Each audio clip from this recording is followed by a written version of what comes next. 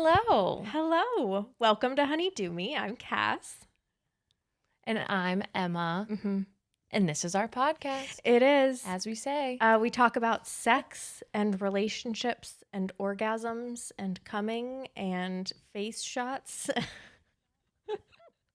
And coming. And cream and pies. cream pies. Oh, same Did we wavelength. both just say at the same time? Why is that the next thought in our head? Because we got a DM about it and we weren't sure how to respond to it. Yeah. If you are the person that sent in that DM, we got your DM and we will ask somebody.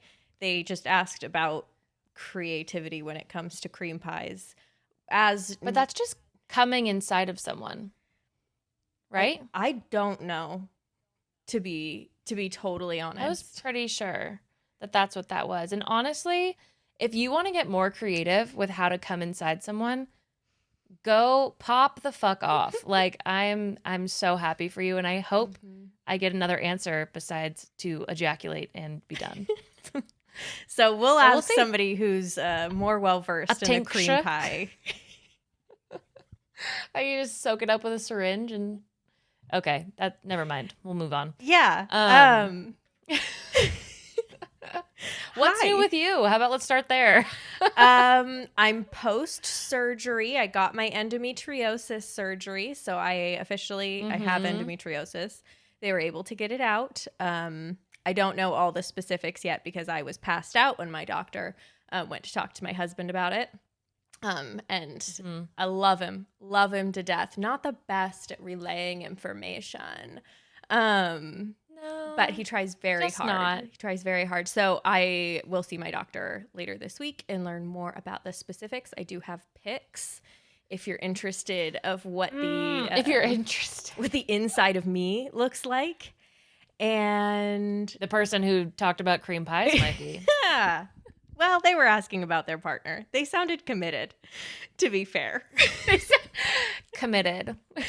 Oh, God. I have to point out something. So if you don't subscribe to our YouTube, you can watch all of the episodes there. You can see our mannerisms, all of the good stuff. Anyways, we have a slightly different demographic that watches on YouTube than is our typical demographic. It is men in later stages of life that watch us on YouTube.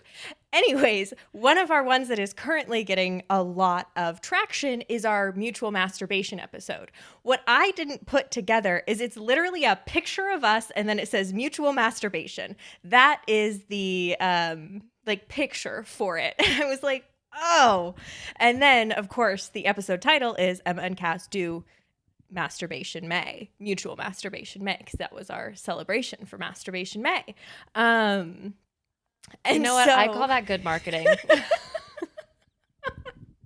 I call that no press is bad press. I call that creativity. Entrepreneurship. So I think it's called pushing the boundaries.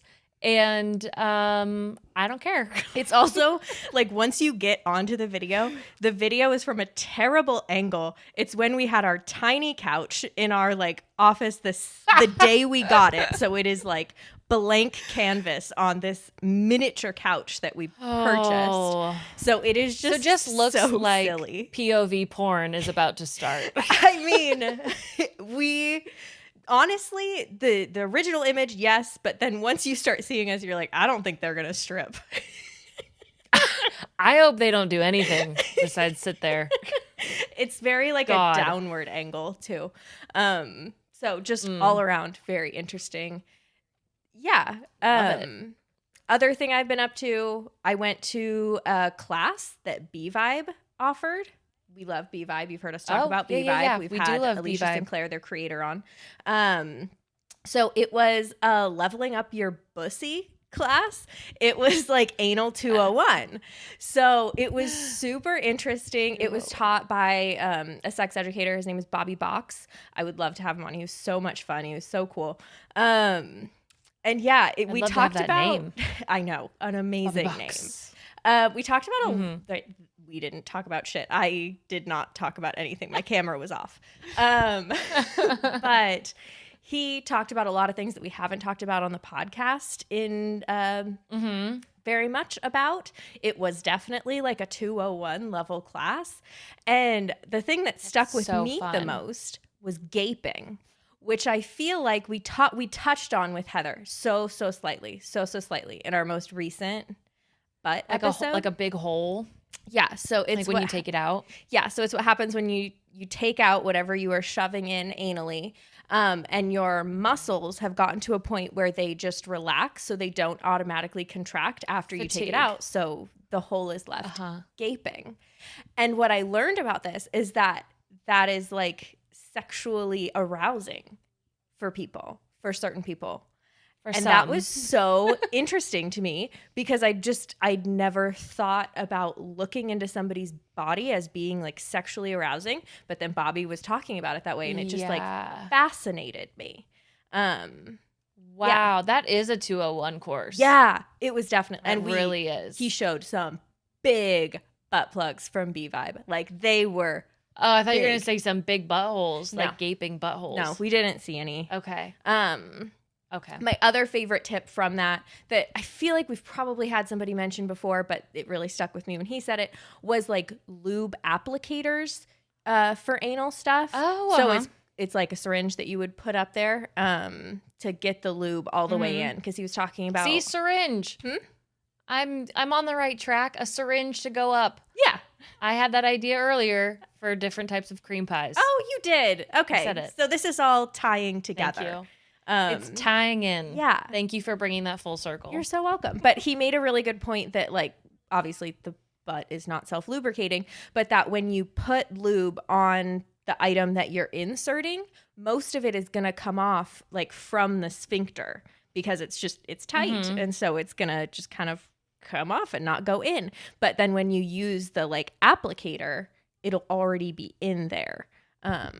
Which made a lot of sense. I think you would obviously still use it on whatever phallus you're inserting. But correct. Yeah. But more lube the better. Absolutely. Abso-fucking-lutely. Wow. So. Absolutely. Yeah, absolutely. TM.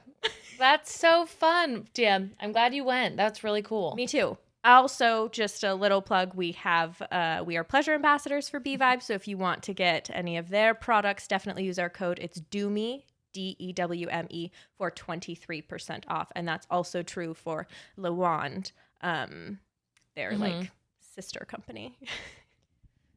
Sister company. Yeah. I love it. How are you? Very cool. Well, I'm glad that you were able to make it. Yeah. I'm good. I just got back from Mexico for a bachelorette trip for my sister. I love it. If you see me, I'm hunched over and gyrating because I have so many bug bites on my leg. No, you're not. And I can't. We know what you're doing. You just got too stimulated and I was talking about gaping. You can't see my bottom half. So I don't know. In the mirror behind you, you can. Oh, only in Zoom, not in this camera up here. Although you could just see like my dog's one leg sticking out behind me, but that's okay. But I'm great. I went to Mexico. I partied my face off. I made out with a stranger. So that was really fun. Oh my God. Tell us more. I know. I wanted to save that one for on air so that I could get your real reaction. Oh, well, you got my genuine reaction. You're splitting my stitches. I'm so excited. Splitting my stitches. No, we were just at a club and my sister's friends are so funny. I'm like the only single one or one of 3 single ones. And they just kept pushing the single ones with single ones because we joined like a bachelor party. And oh my God, I did such an annoying thing, but I also kind of proud of myself. That's my favorite combination. So, I know. So her friend was trying to get us to kiss, and the guy was like, "No, like, I don't know. Like, why would I?" Because he like didn't know me, and I'm like, "Why would you?" And I like gave him this attitude. And then he's like, "Well, no, like that."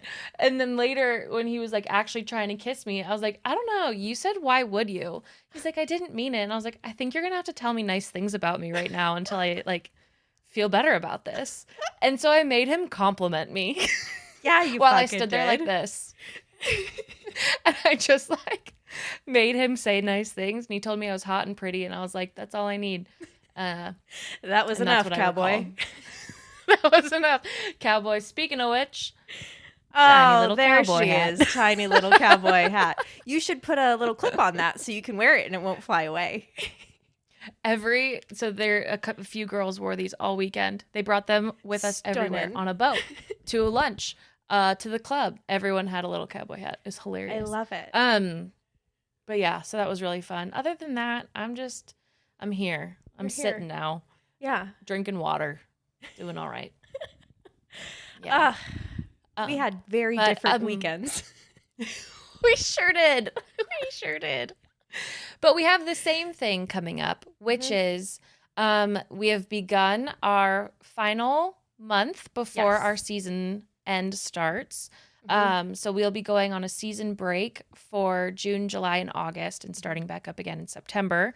Just want to keep reiterating so you're not scared out of your pants when you don't see us. Keep your You'll still see panties us. on. It's just there'll be 2 re-releases a month and 1 catch-up little mini solo so that we can say hi because we can't stop saying hi to you guys. So just can't. there's that. You leave us wanting more, always. And then we're going to come back bigger and better than ever come September. Absolutely. Come September. All that rhymed, I feel like. Better than ever. Come September. That's good. When you say it like that, it does rhyme. Correct. What can I say? I'm still in like a little fiesta mood, you know? What can I say? I can't stop. International partier. Some people are bi-coastal. I am international. Anyway, none of that has anything to do with today. So what are we talking about today? We're talking about your fucking libido. Your fucking libido. And we're talking with Dr. Emily Jamea, who is a sex therapist and a libido expert. Yes. So I thought libido was relatively straightforward after 2.5 years of talking about sex. Her first answer to our first question derailed my questions for the rest of the episode because it's just a whole other approach and understanding to our libido and what it fucking is. Yeah. Blew my mind, blew my clit off, and I just blew my clit right off. Had to sit with the information that she shared. We get into a lot of different things. My favorite thing that we talk about, because I'm quite literally obsessed with this episode, is destigmatizing having a low libido. Yes. Because absolutely. That is never something I feel like we've really talked about. Because honestly, I've just held the belief about myself in general that like, oh, if you have a low libido, something's wrong with you. Something's wrong with me, whatever. But that is so fucking far from the truth. So, yeah. Can't wait for you guys to hear it. So we'll see you on the other side. Bye. So I am thrilled to be here with you all. I've been looking forward to this podcast. My name is Emily Jamea. I am a certified sex therapist and a licensed marriage and family therapist, licensed professional counselor, and I practice in Houston, Texas. In addition to running my private practice, and that primarily focuses on treating couples who are dealing with all kinds of sexual issue. I work with individuals as well, but I would say the majority of my clients come in as a couple. In addition to that, I also have my own podcast called the Love and Libido podcast. I do a ton on social media. I write a monthly column for Healthy Women and do a lot of public speaking about sex and relationships. That's amazing. You are just have so many different talents in your arsenal. It's awesome. It's been, honestly, it's been great to find different ways of getting the information out that I have. I love seeing clients and I find the work so meaningful and valuable, but that's only 1 or 2 people in a room at a time. And so I love coming on podcasts and doing the social media because I'm able to reach a wider audience and get this very important information out there. Absolutely. Yeah. You're a sex superhero. And you're just doing the Lord's work. And we love it. Lord's work. Well, going off of your podcast, Love and Libido, that's kind of where we want to start today. Libido. It's been a conversation in every single one of Cass and I's relationships. It's been an issue both as a single person and someone who has a partner. So let's just begin with what is our libido? Let's get an understanding there. I think that's such a great question. So, libido essentially refers to your desire to be sexual. I think that's the best way of describing it in a nutshell. A lot of times people hear the word libido and they think of it as like a drive, but it's really not a drive the same way other things in our bodies are drive, like a drive for thirst or for hunger, those sorts of things. You can think of it more as an energy than like a biological drive. Sometimes it feels like that, but it's Mhm. best not to think of it as such. And a lot of people think it has to do with your desire for partnered sex, but I wouldn't say that either. I think of it more broadly. I think of it as our erotic energy, which is essentially kind of that life giving, exciting energy that we all have within us. And that's something that could be expressed individually, it could be expressed with a partner or multiple people. I try to broaden people's definition of sex beyond just intercourse. There are so many things that are sexual. And so our libido can come out in all kinds of ways. It's a very Mhm. general term in my book. Right. I love the way that you described it. And I feel like unless I'm wrong, I feel like I've never heard it described as our desire. So then what is the difference between sex drive and desire? It's a great question. So we try not to use the word drive actually so much in our Mm-hmm. field because drives are driven by our the biological part of our bodies. So, Mm-hmm. like, you will die if you don't have water. So, you get thirsty. There's a drive to quench your thirst. You will die if you don't have food. You will die if you don't sleep. So, those are all drives. Emily Nagoski, in her book, Come As You Are, I thought did a really beautiful job explaining the difference between a drive like those versus desire, which she describes as an internal, or she describes it as a motivation system. So we are motivated to do something because it feels good. I mean, humans are hardwired to seek pleasure and to seek out things that feel good. And so our desire to have sex has more to do with that. It's like something we're motivated to do as opposed to Mm-hmm. something we are biologically driven to do. So that's the main distinction. That makes a lot of sense. So if it's Mm-hmm. not something, excuse me, if it's not something that's, one of those biological drives, is it something that we're born with? Like, are some of us just naturally, like, we have a higher libido and some of us have a lower libido? Is that all environment? How does that all work into that? Yeah, so I definitely think there are a ton of individual differences, just as there are with just about anything. There are people who feel really in touch with eros and with their libido and with their sexuality and want to express it in all kinds of ways.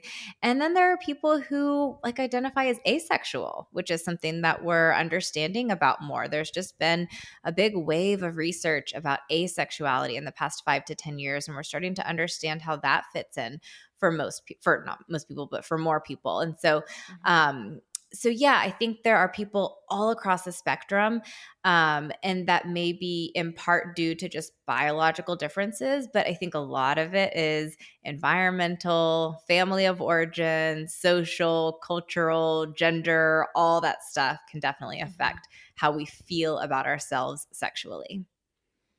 So then how can we kind of reframe? I feel like whenever I feel off, I'm like, my libido just isn't normal. And so is there ever a normal that we're trying to get to or be at, or is it just our own personal normal? It's your own personal normal and what Mm-hmm. works in your relationship. So I Mm-hmm. can't tell you how many times people come in thinking there's something wrong with them because they don't desire sex 3 times a Yeah. week like they read in Oprah Mag, but Mm-hmm. that's just not the way a lot of people work. Or they heard Dr. Oz say that healthy is to have sex once a week, or, whatever. They Mm-hmm. hear it on the media. And of course, there's what we see in movies and TV shows. Everything appears to be very effortless and quote unquote natural. And that's just not the way it works for a lot of people. Sometimes people can have long stretches of time where they feel disconnected from desire, whether it's because they have a new baby at home or they're under a lot of pressure at work or they have something going on with their family or there's relationship conflict. All of those kinds of things can affect our desire to have sex. Um, Mm-hmm. So it's normal in most relationships for there to be one person who desires sex a little bit more than the other one. We refer to this as a discrepancy in sexual desire, and that's completely normal.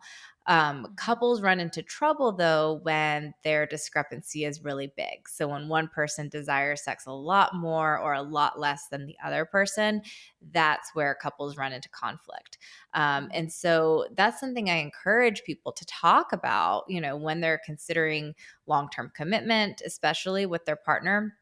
I want people to talk about their sexual values, their preferences, and also how they anticipate handling some of the ebbs and flows that are going to come with sexuality over the course of a long-term relationship. The sex that we have in the honeymoon period of the relationship is very different when those initial neurochemicals come back down to normal baseline levels. What felt very effortless and easy in the beginning can suddenly feel a little bit different. So it's something that you have to be more intentional about down the road. And I actually think that's wonderful. I think the more intentional we are about it, when that intensity transitions into intimacy, you can have sex with a new kind of intensity. It might just look a little bit different, feel a little bit different, but it can be just as exciting. And so that's a very long-winded way of answering your question. I'm probably going off on a little bit of a tangent, but at the end of the day, every couple has to figure out what is quote unquote normal or healthy for them, and not compare yourselves to other people. Yeah. I think I love sorry, Cass. I was just gonna say, I love the intensity and intimacy that sentence that you said that hit, and it felt really nice. Yeah, definitely. When we make that transition from falling in love to love is a verb, right? That's when a lot of people think, oh, well, suddenly now I have to think about, show how I love this person, as opposed to it just feeling automatic. And a lot of times that can lead people to think that the relationship has gone stale, or they're not interested in their partner anymore. And that's when we see people maybe jump from one relationship to the next. And so I encourage people to kind of let time do its thing and be aware of how the feelings might shift after that initial honeymoon period fades. Right. You can add love poet to your resume. Those are just beautiful words. And really, I don't know, really resonate with how we view our libido and desire. So yeah, Cass, I cut you off earlier, so I'm sorry. I know, I'm really irritated about it. I'm just trying to simmer We'll talk down. about it later. I think I've spent a lot of time being concerned that my libido was low, even when I was content with that. I think I've always kind of seen a low libido for myself and in my relationship as an indicator that something was wrong. And there have been times when I've been on an SSRI and it was so low that it was I didn't feel happy about that. But yeah, my partner and I in general, I would say we do have lower libidos, or just lower sexual desire, which sounds a little ironic since I host a sex podcast. But I think that I've always been a little worried about it, or thought we've had conversations of God, we really need to start having sex more, even though the sex we have is amazing. And we were super happy. There's just a substantial amount of time in between. And I've always been worried about that.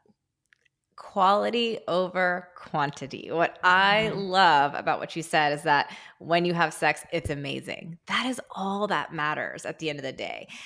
Sexual satisfaction is an important component of relationship satisfaction and vice versa. But as long as you and your partner feel satisfied with the quality of the sex, and you feel more or less aligned in your sexual preferences, then you're not doing anything wrong. In my book. Thank you. That's all I'm looking for, validation. Yeah, validation. Exactly. Aren't we all? That's why we started this business, actually. Why is it that when we're stressed or we have these external factors, that libido, at least for me, is one of the first things to go, when it can be something that can feel really good or really connected if you're doing it with a partner? Why does it feel like it's the first thing that gets impacted and taken almost? Sure. So there are two camps of people. There are people who need for their stress levels to come down enough in order to get aroused and get in the mood. And then there is the other camp of people who see sex as a great way to relieve stress. Mm. Where do you think most people fall? The first. The Oh, first asshole. camp. Yeah, exactly. So, have you ever heard of Maslow's hierarchy of needs? Mm-hmm. Yes. Okay. So for anyone listening who hasn't heard of that, you can go Google it. There's tons of great images online.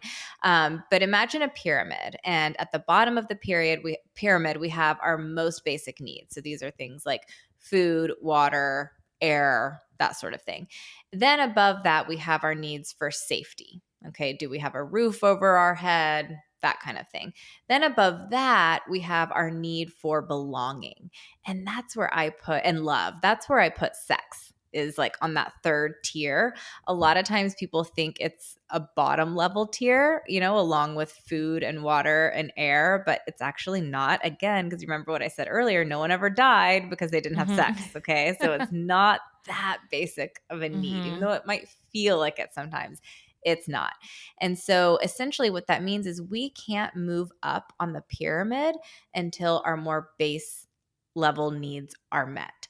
And a lot of times that includes feeling, you have to consider what is giving you a sense of security. Okay. And so if you're feeling insecure or stressed out in any aspect of your life, whether that's your job, friends, whatever it might be, your libido can go out the window. So that's one reason.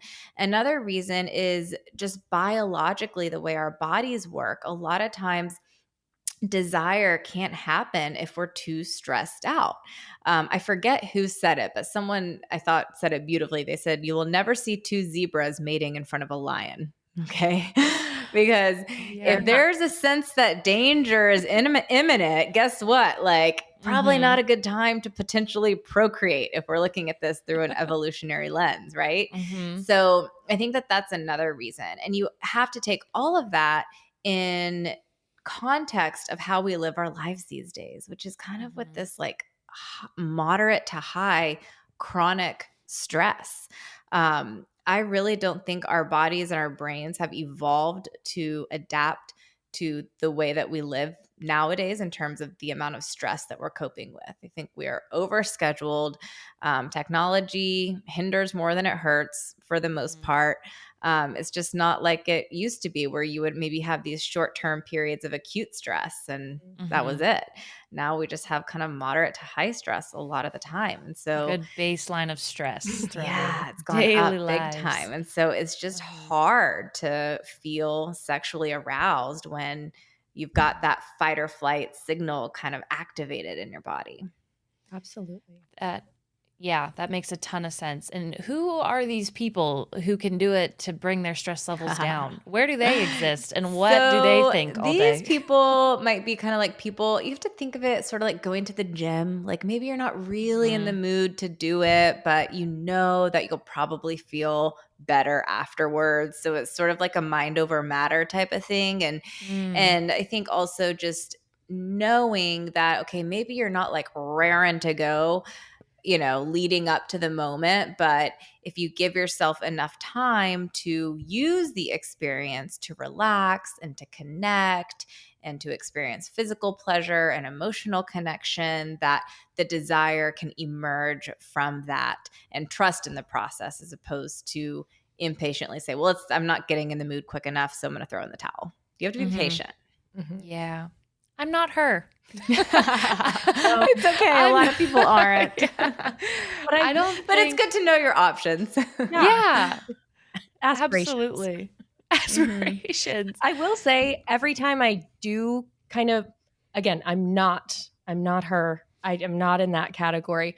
But if I can kind of get over some of the stress and like get into it, I will say at the end, I'm like, ugh, why don't I fuck all the time? Like that. There you go. Why am I not just like quitting everything else I do and doing this? And then I don't do it for a couple of weeks and then I do it again. And yeah. Well, I mean, life happens. We have a lot going on. So it is, I think especially this is true for people in longer term relationships, you have to make it a priority. We know that couples who sustain high levels of sexual satisfaction for the long haul are very conscious about carving time for it. Mm-hmm. Yeah. Why do I? So I've been out of a relationship now for a while, and I feel like, as we were saying, the honeymoon stage, you know, your desire is higher, maybe, and like until you come down to a baseline. I feel like my baseline is higher when I'm single than when I'm in a partnership. And is Mm-hmm. that just due to relationship factors or what? Because that's kind of a bummer. Well, it could be there's a lot of different things that I think could be impacting that. It's Mm-hmm. sometimes one of those, yeah, there might be things in the relationship that, I don't know much about your relationship, so it's hard for me to guess. But if there's anything in the relationship that could be making you feel a little insecure or unsure, or you don't really feel like you're vibing with the person, or there's just not chemistry, or whatever it may be, your other value systems aren't really aligned. All of that can influence your desire to have sex. And Mm-hmm. some people just feel more in touch with their sexuality individually than they do with their partner. And again, there's nothing wrong with that. I work with plenty of people who get great pleasure from self pleasure and masturbation, and maybe partnered sex isn't as exciting for them. And as long as you end up with someone who understands and accepts that, then you'll be okay. Mm-hmm. Sometimes it's people just get really turned on with the hunt and the chase and finding a new partner, and that can be really exciting. And you don't really know what might be around the next corner, and so that can definitely create feelings of arousal. It can be very stimulating. And so Mm-hmm. I think that's why we see a lot of people, like I was saying earlier, kind of the serial monogamist who will jump from one relationship to the next because that initial chase is the most exciting part for them. Mm-hmm. That makes sense. I also feel like what impacts is the fact that if we have sex, it's like I have to reciprocate.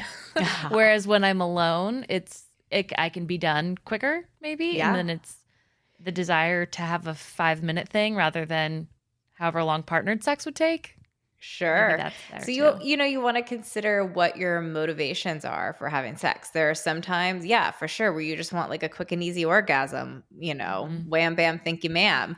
Yeah. But when it comes to partnered sex, I do a lot of writing actually about thinking about what you want to use the sex for, what kinds of meanings you want to attach to it. Do you want it to Mm. be an opportunity to explore power? Do you want it to be romantic? Do you want to feel naughty? Do you want to feel risky? Do you want to feel, there's all different kinds. Do you want to celebrate? Do you want to cherish? Do you want to console? I mean, there are all kinds of things that you can feel, I think, through partnered sex. Um, a lot of times I think people are guilty of reducing sex down to just a physical act, but there is so much more to it. And so I'm always encouraging people to consider, what is it about emotionally? What is it about the relationship? What is it? What kinds of thoughts are associated with it? What meanings are you attaching to it? And so I think when Mhm. you think about it that way, it can kind of add a little intrigue to partnered sex. Mhm. Absolutely. Knowing you, you also have a very vibrant masturbation practice or like solo sex life, I would say, just from the stories you've told me. So I would feel like that might factor in as well. That's a lot to live up to. I am a lot to live up to. I do set my own bar pretty high, I guess. I think I am also more adventurous when I'm by myself. Well, I don't know. Some of the stuff that I've done with partners has been fun. But yeah, I agree with where you're going with that.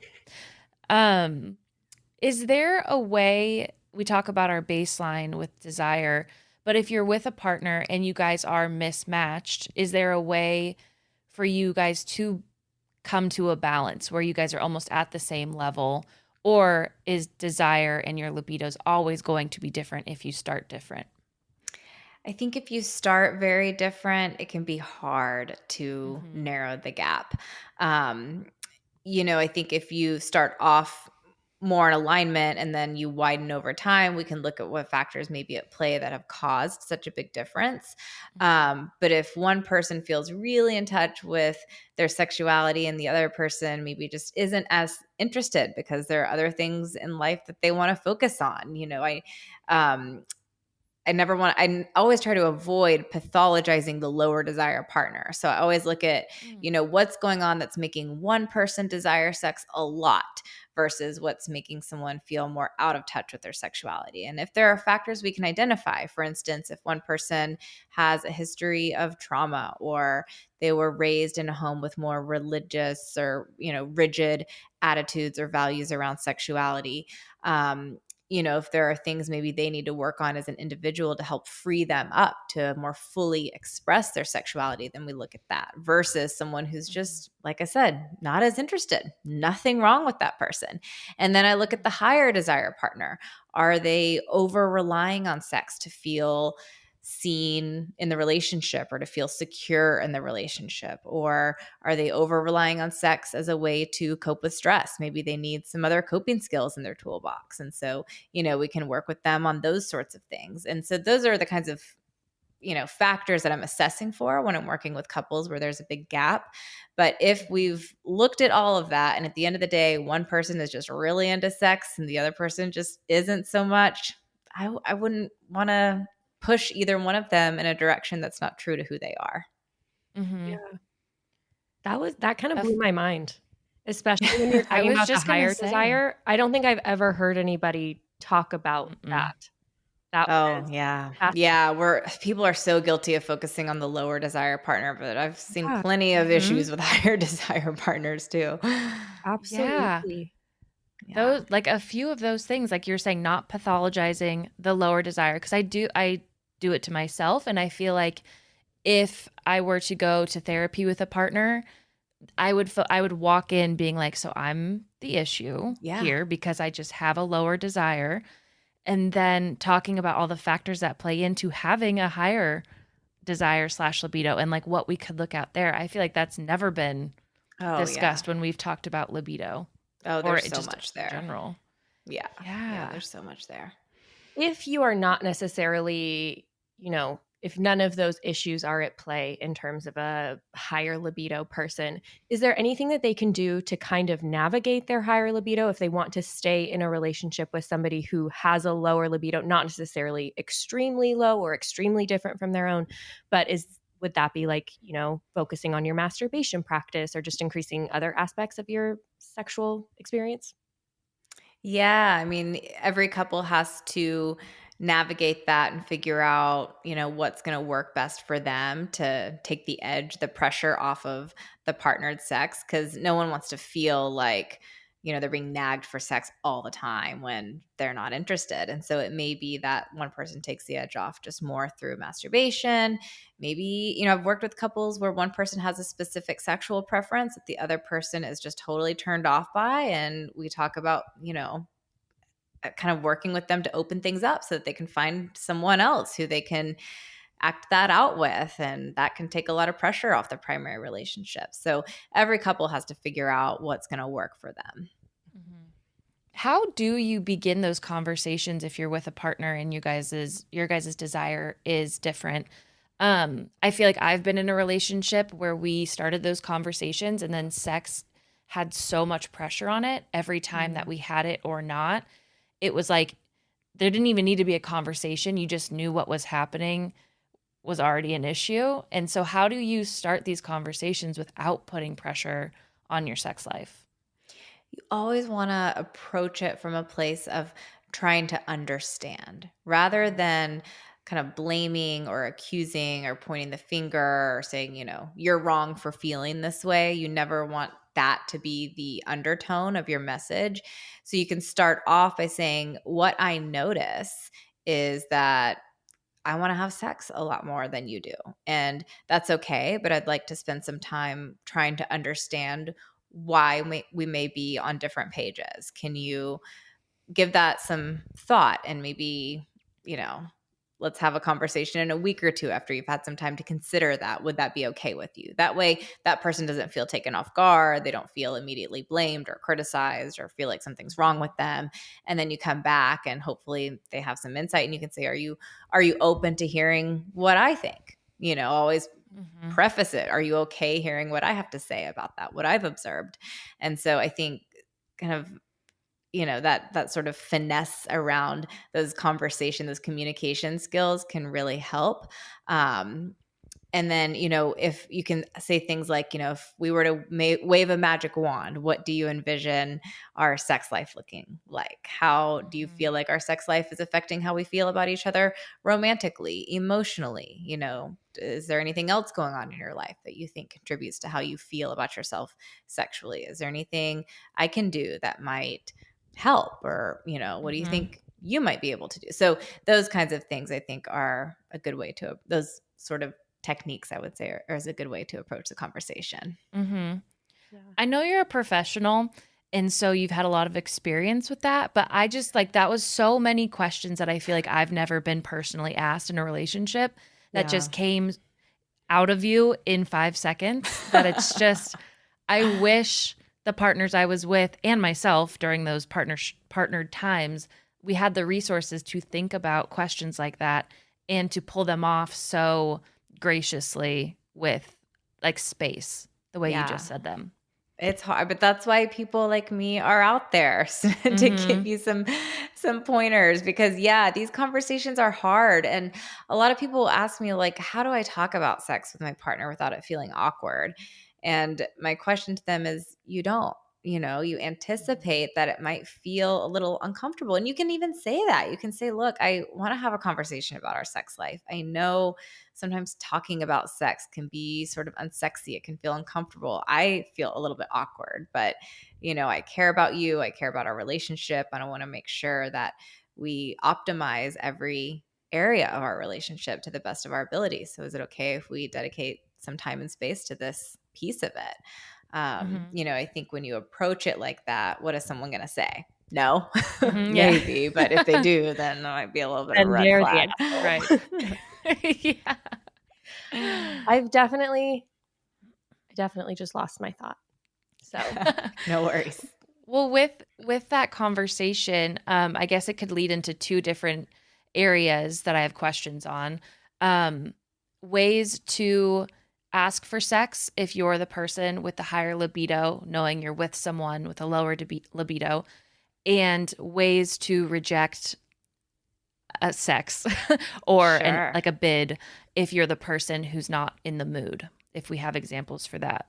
Yeah, definitely. So there are all kinds of ways that you can initiate sex, and you have to sort of figure out or have a direct conversation with your partner about what they're going to be most receptive to. So like, for example, I can't tell you how many couples have come through my office over the years where one person is just so fed up with like the butt slap or the tit squeeze that they're like, if you do that again, like, forget sex for the rest of your life. Right. And so I'm like, dude, like, stop slapping her ass. Like, if you're not listening to her, like, listen to me. And then I will have her tell him how she would prefer that he initiates sex. And so, and then we can have a conversation about all the different ways that you might initiate sex and, kind of collaboratively figure out what the other person is going to be most receptive to. So it may be more direct. Hey, can we have sex tomorrow night? I, really just want to have that time with you. And would you be open to that? It can be a little more indirect. You could, pick any emoji that conveys what you're in the mood for, send that, or just be flirty. Oh, I can't wait to get you out of those clothes later tonight. A little bit more indirect communication. It can be more through physical touch. Maybe you're snuggling on the couch and you pull a little closer, and what starts off as an affectionate touch turns into something a little more sexual, erotic. It could be something like coming out of the shower naked, something that's a little different than the way you would typically do things that says like, hey, here I am, I'm sexually available, so that you That'll can think say it, yeah. about, what might fit for you. Maybe it's wearing something sexier to sleep that night than, the ratty old t-shirt. There are all kinds of ways that you can initiate sex, putting a little extra thought into preparing dinner that night or lingering in a kiss longer than you normally would. All of that can send sexual messages. So you have to figure out what feels authentic to you, but more importantly, what your partner is going to be the most receptive to. Kind of like the love languages thing, So many people are familiar with that concept. So you may communicate one way, but that might not really land very well for your partner. So you have to figure out what is more meaningful to them and then learn how to speak their language.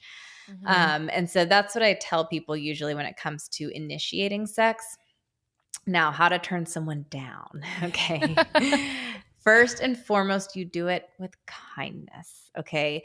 What a lot of people don't realize, and I'm saying this, I see this most often in heterosexual couples when we've got a guy who has higher desire than the female partner and he's initiating sex and she's just like, God, get off me, you're driving me crazy, right? She's feeling like he basically wants to use her body to get off, right? And he may not be doing a very good job communicating that that's not really what it's about. Because I have yet to have a guy come into my office basically saying they just want to use their partner to get off. Like if it was just about that, they could take matters into their own hands quite literally. And so you have to remember that a lot of times when someone is approaching you for sex is because they want to connect with you, not just sexually, but also emotionally. And so you want to be sensitive to their feelings because it can be hurtful to feel emotionally rejected, not just sexually rejected, but there's an emotional rejection at play as well. And so you may say something, kindly like, oh, I love that you're into me right now. I care about you so much, and pick whatever feels true for you. But I'm just not in the mood tonight. Is it okay if we just spend like some extra time cuddling and maybe we can try again tomorrow or this weekend? I know I'm going to have some downtime and I definitely want to make sure that we prioritize that, but I just don't think I'm going to get there tonight. Just say what you mean, but don't say it mean. But don't. Oh, that was cute. I like that. I'm going to get that as like a bumper sticker. Right. No one be mean to me. Yeah. Those were excellent examples of both. And it feels so simple when the communication is there, and like the patience and the intent to be kind to your partner is there, which makes me question other things about past relationships. But those are both really great and so many options for initiating So many that are sensitive. Yeah. I feel like on initiating that conversation makes so much sense. Like, why wouldn't you ask your partner how they want sex to be initiated? But I can't imagine that conversation is happening a lot outside of a therapist's office, which is unfortunate. Yeah. I haven't had that conversation, and I've had a lot of sexual conversations with my partner. And so like it just feels like it's a light bulb moment. It's so simple, but it's so like, yeah, that would change everything. That could make such a huge difference. And we have a lot of listeners ask about initiation. So I feel like that really makes it. Tons. And it may not be just that there could be several ways that someone is receptive. And I think also the way that you initiate sex can also, if we come back to what I was saying earlier about what meaning you're attaching to it, a snuggle on the couch or, bringing home a bouquet of flowers or whatever that kind of says, I want to be romantic, versus maybe taking someone off guard and pressing them up against the wall and kissing them passionately sends a little bit of a different message.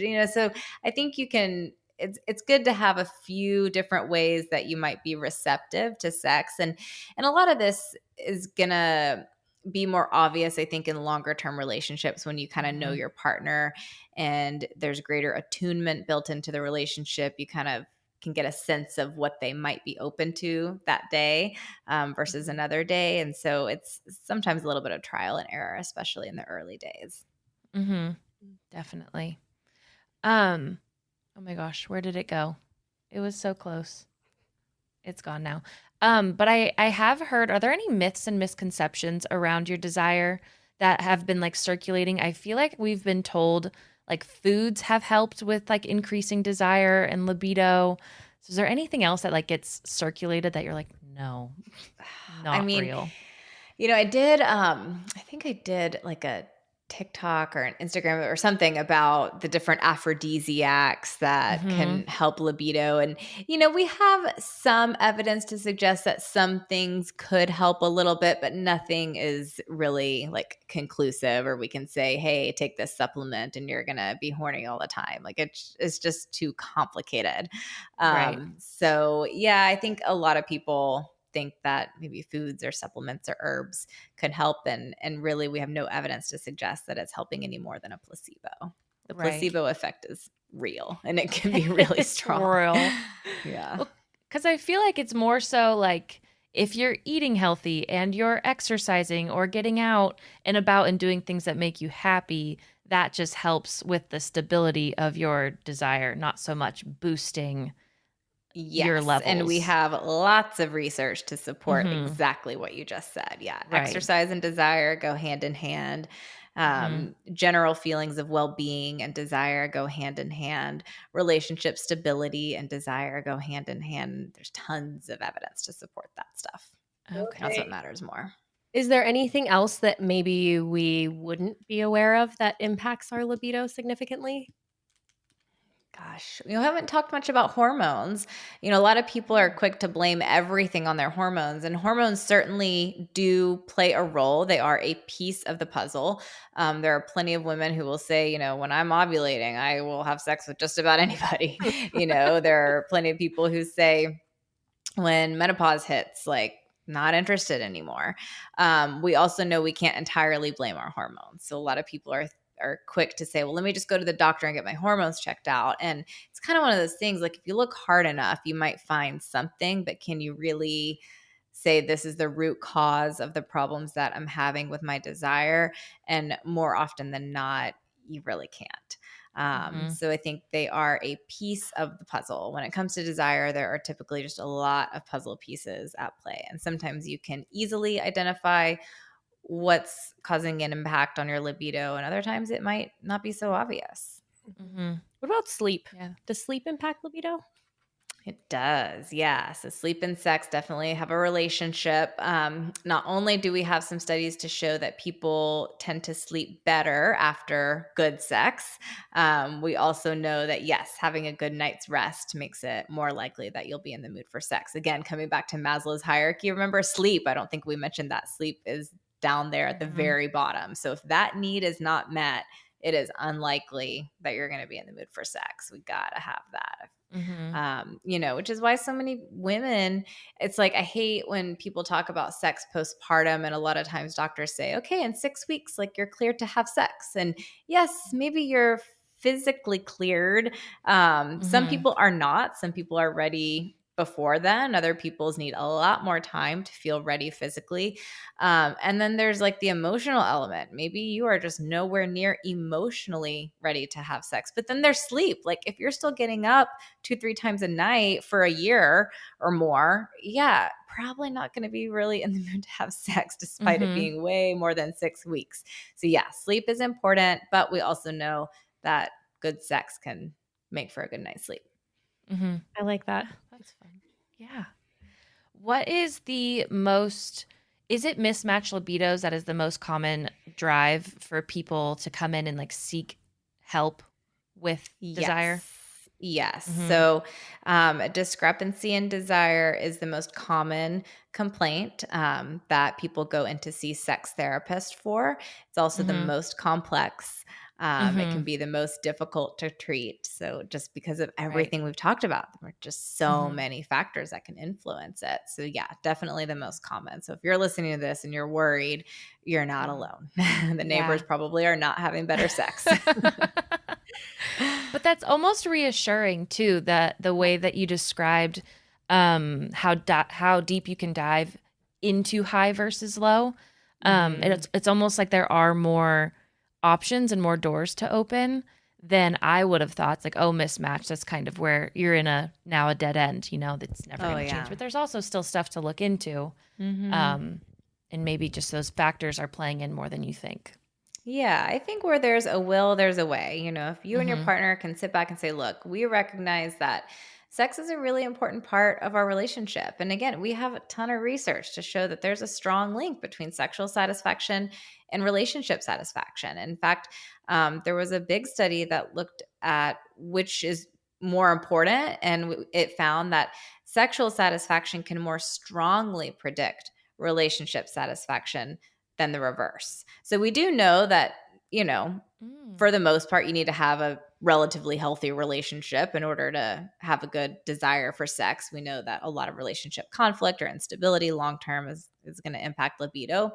But we also know that having a strong sexual connection, if that's not there over the long term, that can really erode a relationship. That can be really hard for people, especially someone who wants to connect in that way. So it is important, and it's not something that should be neglected. Right. This is a really broad question for something that I'm sure varies so much couple to couple, person to person. But are there any specific indicators of like, yeah, your libidos are too mismatched and this just isn't going to work if that's important to you? I mean, yeah, I can't ever tell a couple whether they should break up or stay together, of course, but yes, I mean, I've worked with people who just feel like they're really at their, like, they cannot stay with a person because their sex is important to them, and a lot of times they feel bad about that. I'm like, look, no, I mean, sex is something, it's I always try to give the message that sex is beautiful. It's one of the things that makes life wonderful. And for a lot of people, other people, again, not so much, but no one should feel bad because they desire sex and they see that as an opportunity, not just for physical pleasure, but also romantic connection and even self-expression. And so, yeah, if they feel like they can't express themselves in that way, that can be really, really devastating for some people. And so if a person like that is with someone who just isn't really giving them any wiggle room, unless they end the relationship, they can plan to be pretty unhappy probably. And that would be unfortunate to miss out on that part of life, I think, if that's meaningful to you. If you are hoping to avoid that, are there questions that you can ask towards the beginning of a relationship that don't come across like too complicated or sciencey or scary?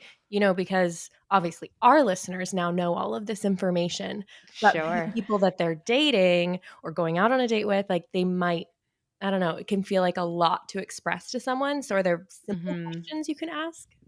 Or slimy. That's another thing that comes to head in my mind.